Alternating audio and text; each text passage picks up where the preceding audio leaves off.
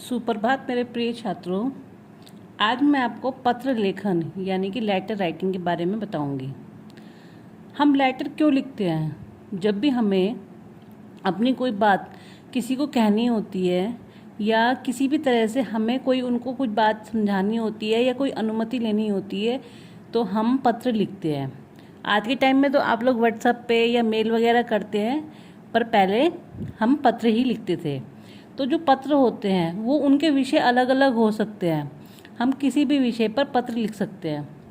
तो पहले हम क्या करते थे कि पहले आप जब ये व्हाट्सएप वगैरह नहीं होते थे तो हम एक दूसरे को अपने रिलेशन जो भी हमारे सगे संबंधी होते थे उनको पत्र लिखते थे। तो पत्र जो होते हैं वो दो टाइप के होते हैं, यानी कि इनको हम दो भागों में बांट सकते हैं। एक तो होते हैं औपचारिक पत्र, एक होते हैं अनौपचारिक पत्र और एक होते हैं औपचारिक पत्र। अनौपचारिक पत्र वो पत्र होते हैं जो कि व्यक्तिगत होते हैं, यानी कि इस प्रकार के जो पत्र होते हैं वो हम अपने संबंधियों, मित्रों, माता पिता, बहनों, रिश्तेदारों को लिखे जाते हैं। इसमें हम इन पत्रों में हम कुछ भी लिख सकते हैं, यानी जैसे किसी को बधाई देने के लिए, किसी का हालचाल पूछने के लिए, किसी के अच्छे मार्क्स आए हैं उसके लिए पूछने के लिए। तो इस तरह की जो भी बातें होती हैं वो हम अनौपचारिक पत्र में लिखते हैं। इंग्लिश में इनको कहा जाता है लेटर। आपने पहले अपनी इंग्लिश ग्रामर में पढ़ा होगा। तो अनौपचारिक पत्र क्या होते हैं? अनौपचारिक पत्र यानी कि लेटर, ठीक है।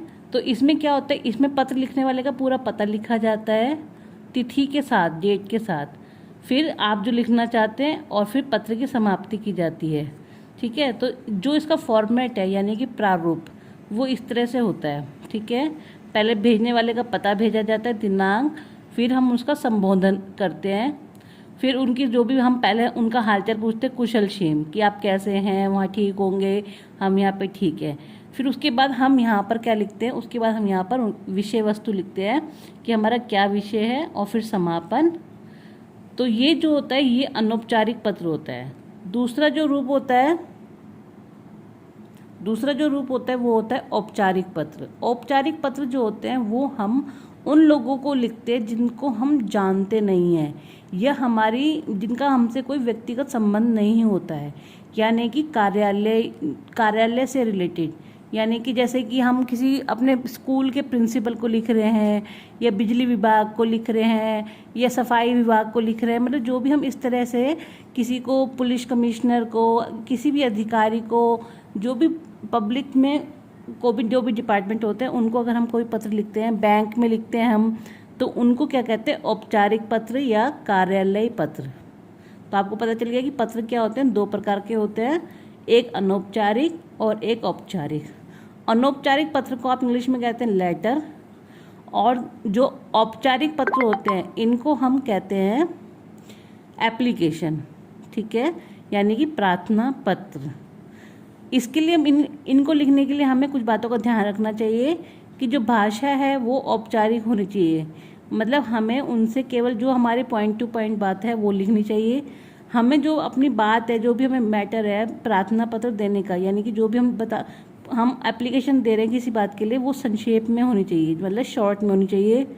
जो भी हम उनको संबोधित कर रहे हैं, जो भी जिसको भी हम लिख रहे हैं, उनका सम्मान होना चाहिए उस बात से, और इन पत्रों में दिनांक, पता, विषय आदि की पूरी जानकारी होनी चाहिए। तो ये उसका जो प्रारूप है, फॉर्मेट है कि हमें जो भी एप्लीकेशन है वो किस तरह से लिखनी होती है। तो ये है सेवा में प्रधानाचार्य। अगर आप स्कूल टीचर अपने प्रिंसिपल को लिख रहे हैं तो आपने उनके बारे में लिखना है, फिर आपको अपने विद्यालय का नाम लिखना है, विषय और महोदय करके, फिर आपने यहाँ पे पूरा मैटर देना है। उसके बाद आपको अपना यहाँ पे अपनी डिटेल देनी है। तो ये एक फॉर्मेट होता है जो कि आप अपनी एप्लीकेशन पे देते हैं। तो ये तो हो गई आपकी डिटेल। अब तो आपको मैंने बताया कि किस तरह से जो लेटर होते हैं वो क्या टाइप्स होते हैं और हमें किस ज़रूरत होती है। तो अब आपको मैं जो आपने प्रार्थना पत्र लिखना है उसके बारे में बताती हूँ। फीस माफ़ करने के लिए प्रधानाचार्य को प्रार्थना पत्र, यानी कि आपको स्कूल प्रिंसिपल को एप्लीकेशन लिखनी है कि हमारी फ़ीस माफ़ कर दीजिए। तो आपने सेवा में प्रधानाचार्य जी, JRM पब्लिक स्कूल रेवाड़ी, ठीक है।